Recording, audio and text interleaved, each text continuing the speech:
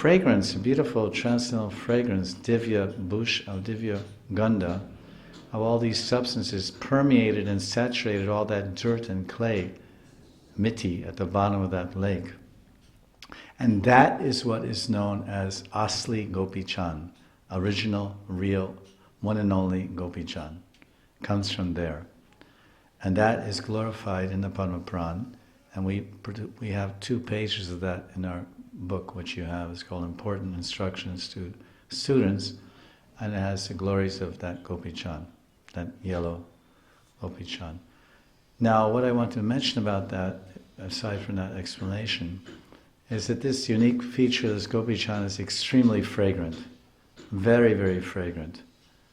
And like pollen of a flower, or like a flower, because it's also contains the lac dye, the red coloring on Radharani's feet, and all the Sakhis and Mandris who were bathing there. That's also washed down and mixed in with that Gopi Chand, which makes it, even today, extremely ati sugandhi, very, very fragrant Gopi Chand. You can smell it.